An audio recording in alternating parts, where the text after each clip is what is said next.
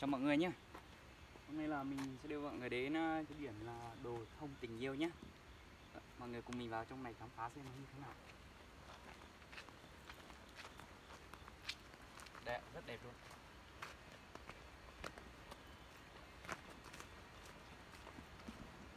Rất đẹp luôn ạ. Đây là đây chụp ảnh ấy, thì nó rất là của cho những đôi bạn trẻ lên chụp ảnh này, hoặc là các đôi vợ chồng trẻ lên chụp ảnh cưới. Rất là đẹp luôn.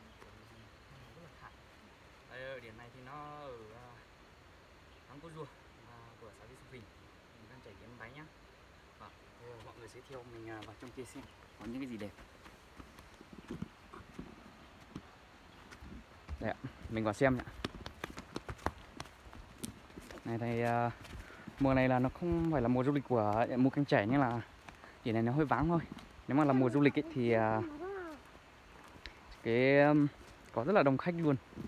Mình lên trên này thì sẽ không được những cái cảnh quay tự nhiên như thế này luôn. Đây, thông ở đây rất là cao luôn.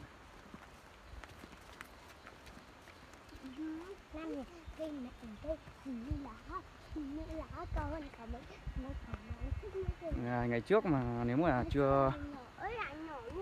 chưa khám phá được đến điểm này ấy, thì cũng rất là hoang sơ luôn. Nhưng mà ra thường có khách du lịch lên, nên là chính quyền để đi nó cũng tu sửa lên một chỗ để cho nó bằng phẳng và khách lên nó đơn giản hơn, nên là rất là đẹp luôn. Người xem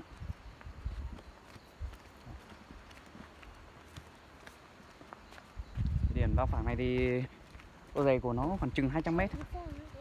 Các bạn lên trên này thì rất là đẹp luôn. Họ cũng làm một cái nhà sàn ở đây thì mà khách lên, nhưng mà nó muốn nghỉ chân ở đây thì cũng rất là có nhà luôn ạ, không phải lo đâu ạ.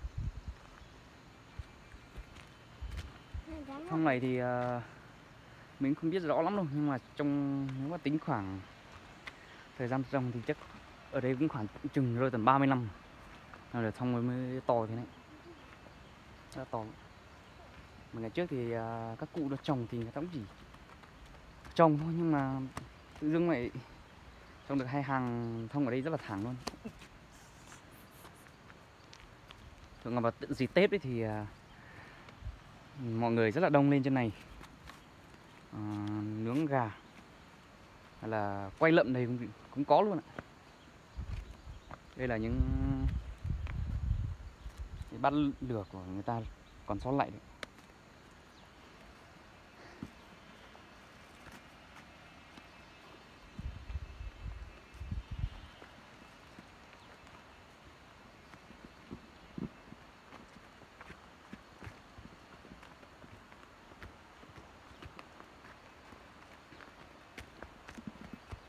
Để luôn ạ, điểm này thì rất là phẳng. Chào mọi người nhé. Cái điểm này thì rất là phù hợp cho những đôi bạn trẻ lên chụp ảnh. Nếu mà các bạn